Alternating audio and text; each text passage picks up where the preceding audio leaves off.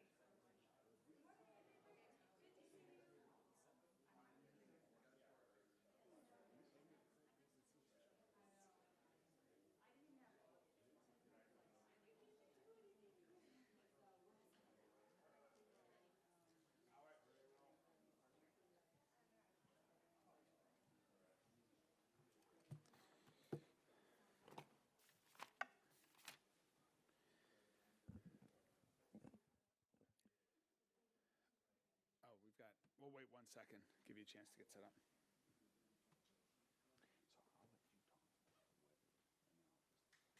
Yeah, you can fill in anything and I'll fill in anything. Okay. Also, and then we'll just tag team on that.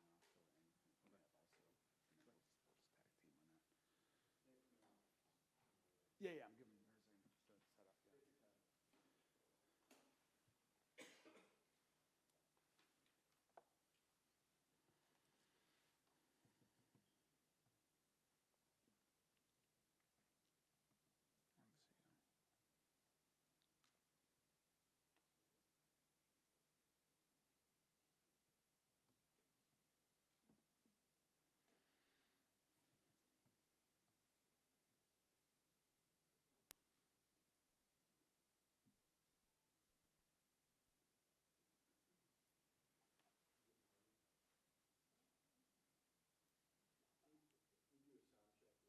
Testing, testing. 1, 2.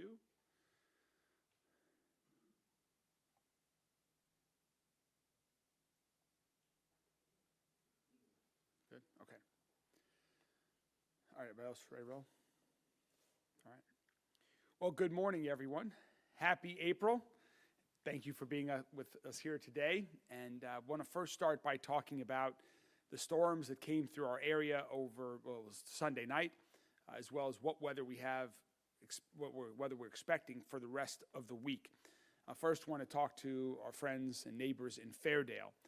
Yesterday, along with EMA Director Jody Myman, had an opportunity to visit with some individuals who were impacted by the tornado that came through our city on Sunday night, and talked to some of the impacted neighbors in Fairdale.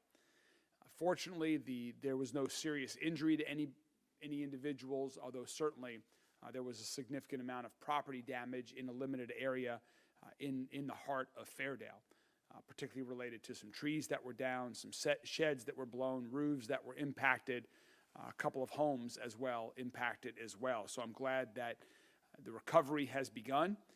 We'll have folks out there today that will be contacting individuals to see if we can help them with any federal assistance. But unfortunately, we're not out of the woods yet, because there is some potential for some severe weather beginning tomorrow night and for later this week. And all types of severe weather are in play, including damaging winds and flooding and possibly more. Jody's going to talk a little bit more about that in a minute. We will open up the Emergency Operations Center tomorrow afternoon in preparation for the severe weather that we are expecting tomorrow evening, and we will stay there as long as necessary. So I want to again reiterate, to speak to everyone in the entire city, to please be prepared. Please make sure you know where your flashlights are, that your phones are fully charged before a weather event is expected. And importantly, please sign up for Lens Alert. That's 67283. I just want to briefly remind everybody about the various types of warnings that we have across the county for severe weather situations. First, of course, are sirens. The sirens went off on Sunday evening, as they are supposed to. The sirens are intended for folks that are outside. Now, many people like myself, I was at home on Sunday night, and I was able to hear those sirens. Many people can hear them inside the homes, but they are designed to be outdoor warning systems. The best way to get those same alerts is by signing up to Lens Alert at 67283, and then on your phone, you will get those with specificity about what the warning is via Lens Alert directly to your phone. Additionally, there's something called iPause. iPause is from the National Weather Service. It's a national system that is more localized, and that you don't have to sign up for. But if you are in the area where there is a targeted warning, you get an alert and a sound directly to your phone. So, for example, where the tornado was on Sunday evening in Fairdale, those individuals around there should have been getting directly to their phone this iPause alert that is forced to the phone. Jody was driving to the heart of the storm during it while it was going on, and when he crossed a certain geographic area, his phone immediately got that iPause alert, because with geo-fencing, he was in that area that was getting it. So again, there are outdoor sirens. People can sign up for Lens Alert, and then there's also the iPause system. I was talking to friends in Fairdale yesterday, and they were telling me one of the women whose home was probably most impacted in all of Fairdale. She was looking for, the flashlight and making sure they had the right batteries. You want to be prepared and have that ahead of time. So please have a severe weather plan and supplies ready. And especially with heavy flooding projected for later in this week with the heavy storms, be very careful if you're out and about driving, whether it's during the storm or after. You do not want to drive or walk into flood waters. Turn around. Turn around if you see anything that looks out of the norm with respect to water level risings. And finally, just a final thanks to everyone, to meteorologists to help us predict this weather, to the LG&E crews that are out there that worked incredibly quickly overnight on Sunday night to get people back with power, to our first responders, to everyone involved, a giant thank you. And one of those individuals that will work at whatever hour of the day it's severe weather happens is our Executive Director of Emergency Management, and that's Jody Myman, who's going to talk a little bit more about what to expect for the rest of the week. Jody? Thank you. Thank you, Mayor. So just to reiterate and go back a little bit on what happened Sunday night, we've got a team of folks out now doing damage surveys. So they're primarily focusing again on that Fairdale area. But if someone in Jefferson County has damage to their homes or property due to the storms that came in Sunday, they need to call 311 so that we can get out, do that damage survey for your property and get that into the state system again, so we can potentially try to get any kind of assistance for you. Debris management, we're working with Louisville Metro Public Works about, developing debris management. Every area in the city is going to get an area for drop-off. But, what I'm getting ready to talk about here in just a second is we're going to be getting multiple rounds of severe weather, including some, several inches of rain. So, instead of doing several different drop-off locations through the week, we're going to kind of see how this works out through the week and offer that, again, to several locations throughout Jefferson County. So pay attention to that. One of the things that we encourage is, especially after the storm that happened on Sunday night, the storms that are potentially coming in tomorrow and Thursday and Friday, make sure that you're cleaning up your debris, because we don't want to affect any of the natural water streams from clogging and causing some additional problems to roads or other things that may be affected if you don't actually get out and clean that up. So make sure you're taking care of your properties. And again, listen to the announcements that's coming from the city and the mayor about where those debris drop-off locations are going to be at. We've also got some in floodplains that we're having to look at to get other locations because obviously with the rain that's coming in, that may not be an option for us as well. So again, starting tomorrow night, Wednesday evening, it's looking, potentially like some of the same weather that we had the other night. Overnight into the morning on Thursday afternoon, Friday afternoon. This is a multiple round event that, it's been a long time since the city's faced anything like this, the state's faced anything like this. But, one of the main things that we're really concerned about is the rain and the amount of water that we're going to get. Right now we're in the 8 to 10 section, according to the National Weather Service's most updated slides that came out this morning, but we're right on the border of the 10 to 15. So that's going to be very impactful for the area. So make sure that you're preparing now, not only for severe weather, but also for some flooding events. If you lose power, your sump pump's not going to work. You need to have a backup plan on potentially how to get water out of your basement. So these are things that could affect us in several different ways. And again, like the mayor said, be prepared now. Simple things like finding batteries for your flashlights and knowing where you can go if you lose power. And again, generator safety. If you use a generator, don't use it near doors or windows so you don't get carbon monoxide in your building. So there's several different things that's going to come up. Sign up for Lens Alert, like he said. Like the mayor said, that's the biggest thing and the best way to get emergency alerts. And then again, if we have to use the Integrated Public Alert and Warning System, or what's known as IPAWS, we can initiate that, as well as the National Weather Service can initiate it as well. So pay attention. This is a serious issue that we're coming into for the next 4 or 5 days. But prepare now, and that's the biggest thing that we want to emphasize to the public. Thank you. Thanks, Jody. Maybe we'll just do something a little bit. We'll stop there for 1 second. If there are questions about weather, we'll take that before we get on to our main topic today, which we want to talk about housing and some of the great things that are happening with Louisville Metro Housing Authority. But does anyone have weather-related questions? Yeah, Paul. With all the rain that's coming in, and all the rain we've had, is there a concern that this is going to affect waterfront parks, viewing area, the Thunder over Louisville?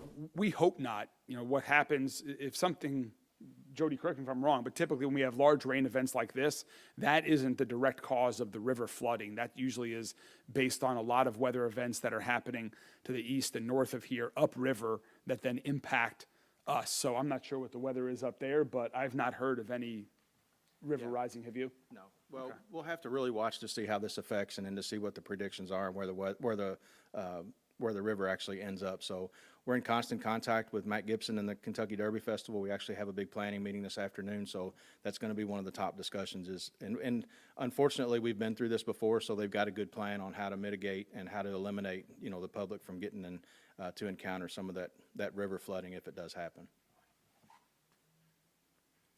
That, by the way, for everyone's, that's April 12th, so a week from Saturday night is Thunder over Louisville will kick off Derby festivities. Yes?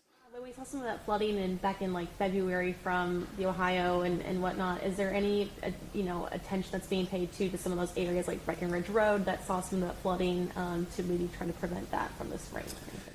Yeah, so we live in a challenging environment where there are certain areas that are more prone to flooding than others, particularly around, for example, also around Beargrass Creek. There are a lot of areas that are flooding in there. Certainly in Cherokee Park was flooded last time as well. So there are low-lying areas, and we just want to encourage neighbors. They typically know where those areas are to be clear. Every rain event and flood event is a little bit different, so we don't know exactly where it will be occur. That's why we are always stressing.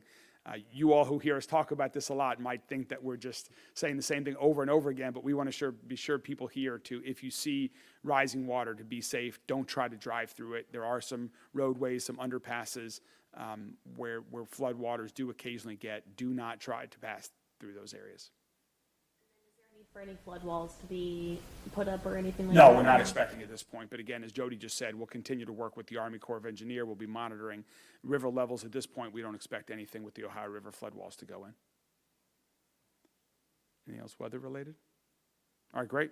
Well, thank you very much, Jody. You'll probably be hearing a lot from the two of us over the coming days as we get ready for tomorrow's big weather event again. But the main subject that we wanted to talk about today is some really great progress, some incredible positive progress. It's a sign of the positive momentum we're seeing around the entire community. And that relates to LMHA and housing. It is my firm belief that every person in every corner of this community deserves access to safe, quality, and affordable housing. It's the foundation for everything else in a family's life. In Louisville, we need more housing of every type. We need more single-family homes. We need more apartments. We need more duplexes. We need more condominiums.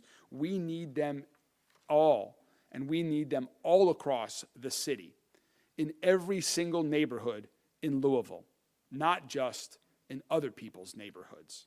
And that's why housing has been one of my administration's top priority since I first became mayor. And that's why we created the My Louisville Home Plan, which is a very bold plan to work to build and renovate 15,000 affordable new housing units over the course of the coming years. And so far, I'm proud to report that we've created 5,000 new units of affordable housing in Louisville. And this past week was a great example of the positive momentum that we have in this area, where we celebrated the opening of two new affordable housing developments, one in Dixie Highway, off of Dixie Highway, and one right off of Preston Highway. Both not just provide housing, but also provide support services to individuals who are in need to help them get a new path in life. And we also had another great announcement last week, where we announced the new apartments that are going to be built just next to Lynn Family Stadium as we begin to create an entirely new residential neighborhood, a mixed-use neighborhood around the soccer stadium in Butchertown, connecting to downtown. We're going to go alongside with the new housing units that will be built just east of Slugger Field. There is so much momentum in building more housing in downtown and in all parts of our community, as last week just exemplified. Construction is also underway right now at the Community Care Campus, which is already providing emergency shelter to families in need. We're getting ready to open the Chancery, which is another permanent supportive housing development in Smoketown. We have our lien waiver forgiveness program that is working to help convert vacant and abandoned properties into new for-sale affordable housing units to help revitalize neighborhoods and provide generational wealth creation opportunities for families. We're getting ready to announce the first recipients in our downtown building conversion fund, which will help us convert vacant buildings downtown into new residential units. And moving forward, thanks to the Kentucky General Assembly and some new laws that they passed just in the past few weeks, there are new incentives to build more housing in our urban core, and they've removed some of the challenging barriers that have existed to building housing in our community. Our goals are ambitious, but that's what we need here. That's what we need to build thousands and thousands of new homes for more families all across our city so that every family has a solid foundation for life.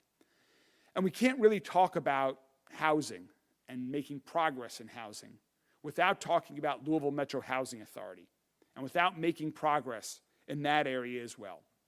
It has been just over a year since I hired Elizabeth Strojan as the new executive director of LMHA, and she stepped into a situation where LMHA was overseeing residents in unacceptable and inhumane living conditions. But it's been even clearer than ever. It becomes more clear by the month that we have the right person leading LMHA right now. And under her leadership, incredible progress is underway at LMHA. There is still a lot of work ahead for us all.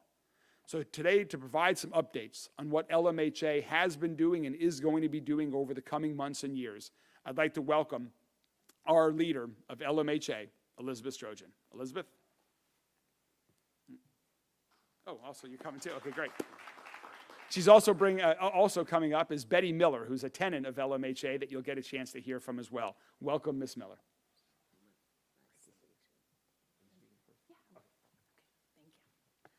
Good morning, everybody. It's still morning, right? Yes. Yep, great. Thank you, Mayor Greenberg, for your leadership on affordable housing. I have learned that it is not always easy to stand up for affordable housing, but it is essential to the well-being of our city. Just over a year ago, I stepped into this role as Executive Director of LMHA with a deep sense of purpose and responsibility. LMHA has been a cornerstone of affordable housing in Louisville, serving more than 30,000 people. For years, LMHA was known nationally as a high-performing agency, one that innovates and sets the bar for public housing authorities across the country. But let's be honest, in recent years, we haven't been where we need to be. Some of our public housing properties were in conditions that were simply unacceptable. At the same time, policy changes at both the federal and local levels shifted many of our senior designated properties to mixed populations with a 100% homeless preference, without the critical wraparound services to support that transition.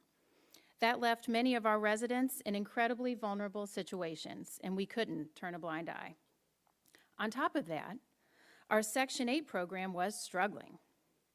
Thousands of recertifications were late or incorrectly filed. Compliance was a major issue, and both landlords and tenants were left frustrated and uncertain. Inside LMHA, there wasn't a clear, unified vision to tackle these deep-rooted challenges, and staff morale suffered. And I'm looking at the team here. Is that right?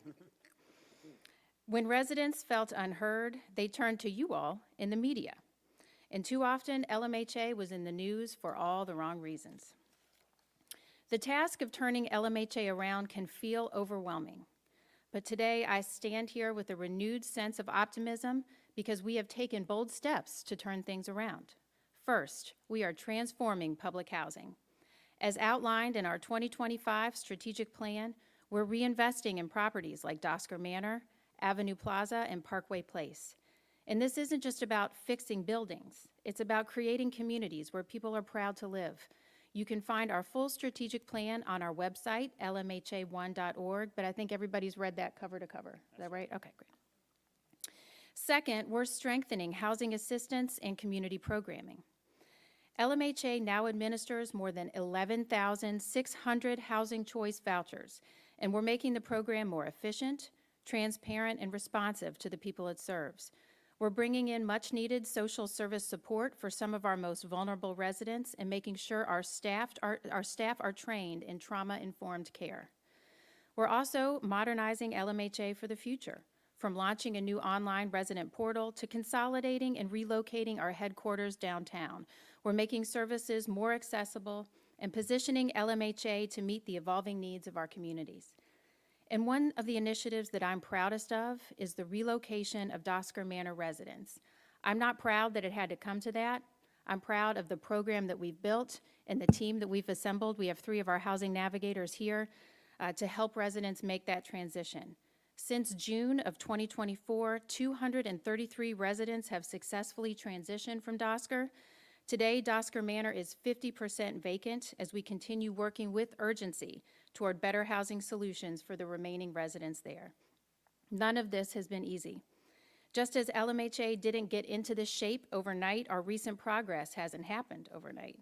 It has taken dedication from our team, an honest look at where we've fallen short, and a commitment to doing better for the people we serve. We still have a lot of work ahead of us, but today I'm proud of how far we've come. LMHA is moving forward, and we are just getting started.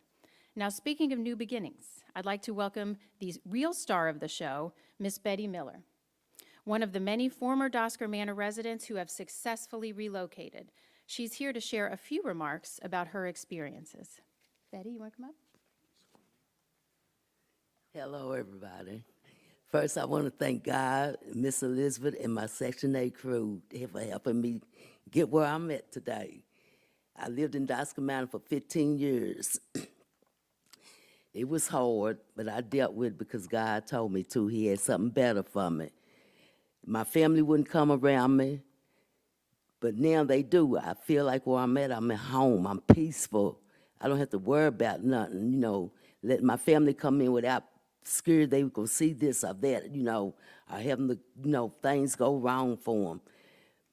Just like Sunday, my family never came around me, but Sunday, I fixed dinner. My daughter-in-law, my grandkids, they all came and ate with me, and that made me feel good. But in Dosker Manor, it was just too much to bear, but like I said, I dealt with it because God told me he was going to change it for me. And I just want to let you know that everything that has happened for me, I'm just grateful, I'm peaceful, and I feel at home. The place that I'm in, it's like my mother's home. And I feel like I'm sitting there with my mama sometime, enjoying looking at TV, talking. Where when I was at Dosker Manor, I didn't feel like it. So all I got to just say is just thank everybody for everything you done for me, and God bless you all.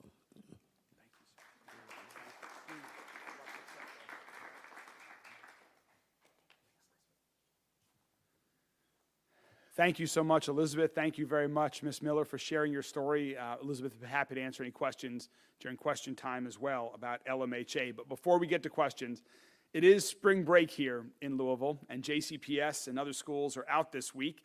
And I hope everyone is having a wonderful spring break week and enjoying some dry weather before the wet weather comes. But I just wanted to remind everybody that at Louisville Metro Government, there are options available for folks if they're looking for some things for their children to do during this week if you are home.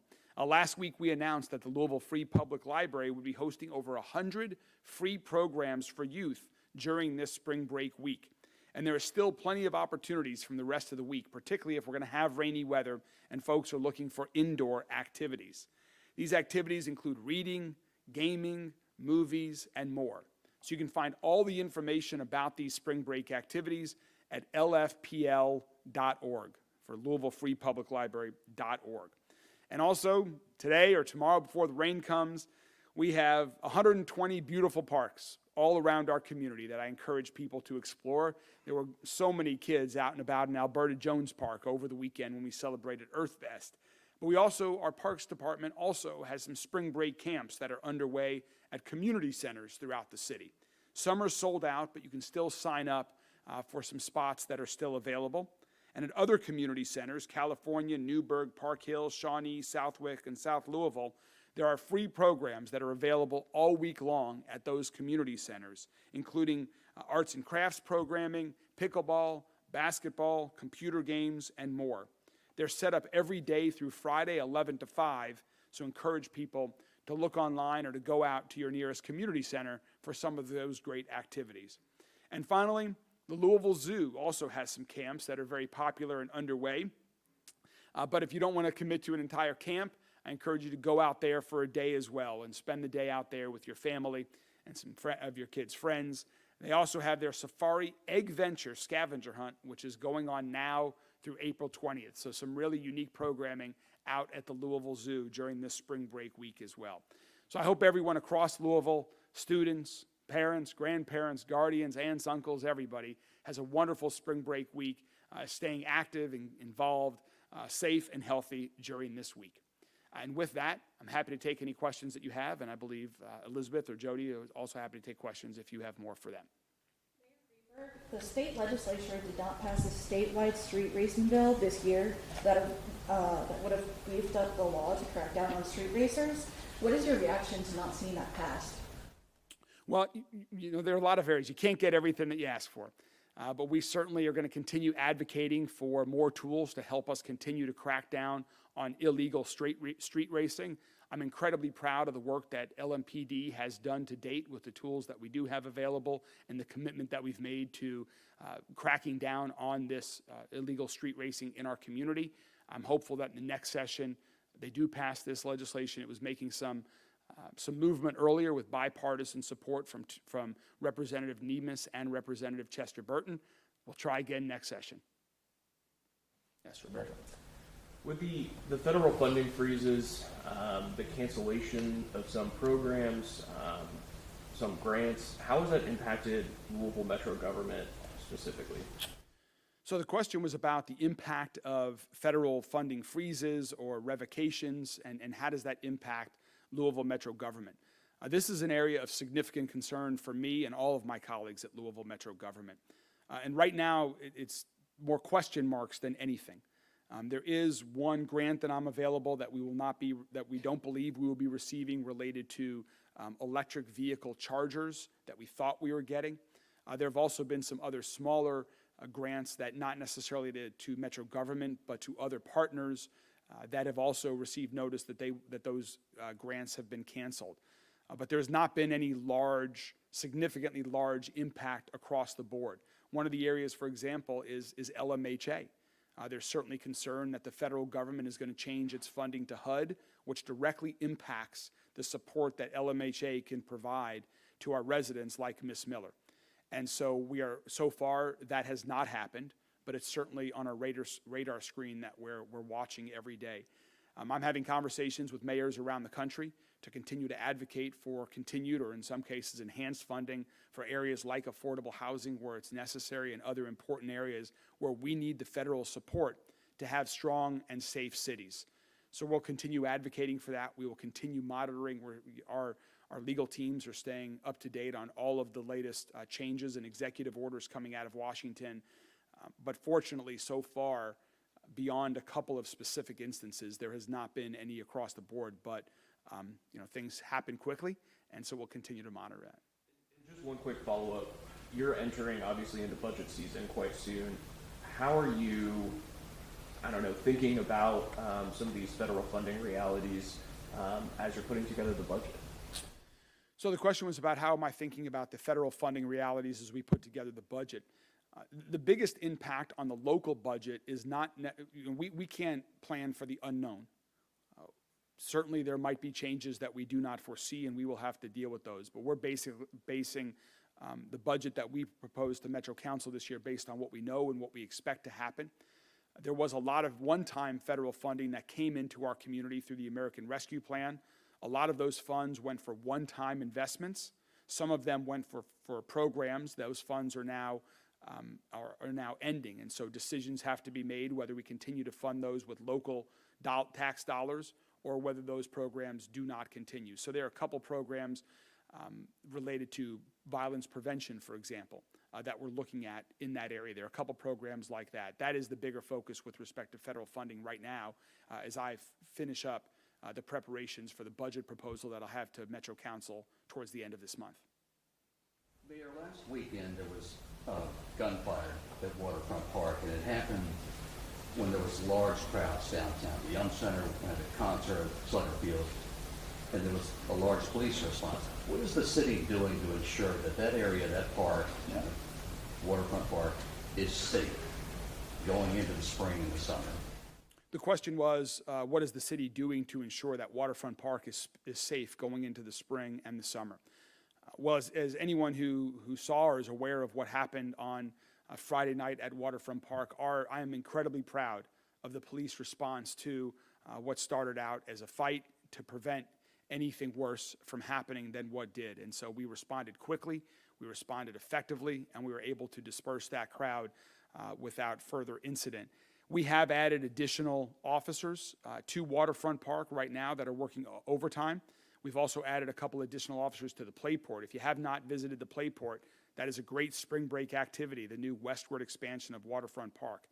So there are, particularly during the evening hours and the weekend, there are additional police presences throughout Waterfront Park, at the Playport, and in downtown in general. We want to make sure that any family, anyone who wants to enjoy Waterfront Park or any of our parks can do so safely. That's why we continue to invest in more lights, why we continue to invest in more cameras. We just started the Park Ranger program. I'm very excited to soon announce we have a director of the Park Ranger program that really is going to put that program into existence that's focused on safety for everyone. This is a huge concern and focus of ours. I'm pleased with the response on Friday night, and I'm pleased that LMPD is stepping up to ensure that Waterfront Park, Playport, and downtown continue to have expanded presences. Can I ask a question of Ms. Strozier? Sure. Can you give us an idea, Elizabeth, of where these folks are being relocated to? Is it similar housing units? And also, second part, have you set a date to try to get the remaining 50% out of those buildings and get those buildings down? Yes, I'll start with the second part of your question. The question is, can I give an idea of where people are relocating to from Dosker Manor? And the second part was, is there a date at which we want to have everyone relocated? Our goal is to have everyone relocated from Dosker by the end of this calendar year. So right now, our numbers are working in our favor. We are on track to hit that goal. But each move, it's not just a number. It's not just something that we're ticking off. This program, this relocation plan is very intense. So people are working with relocation specialists. They do a one-on-one survey so we can learn where do they want to go, what type of housing, do they want a voucher or another public housing unit, what part of town do they need to stay in, what kind of services do they have that they need to keep, what kind of services do they need that they're not getting. So then they work with housing navigators, and again, we have our housing navigation team here to help find the right location for them. So right now, most Dosker relocatees are moving into other public housing units. That's what they've chosen. They want to stay with LMHA as a landlord. And all of the units, all of the sites are in better shape than Dosker Manor. Our promise was a better housing solution for everybody. But we have more and more residents now who are getting a Section 8 voucher, and they're renting in the private market with help of the housing navigation team to find a new location. We have a partnership with Happy Home Furniture Bank in Jeffersonville, Indiana. So for folks who need new furniture for whatever reason, a bug infestation or something like that, we help them get new furniture. And we also have a number of partners that we support through project-based vouchers, and we have several residents slated to move into those units as well. What's the number of people still living there? Sorry? We also pay for moving expenses, and we give people a stipend as well. I'm sorry? And what is the number of people still living there? So, 330. Thanks, Jalen. It's not a lot.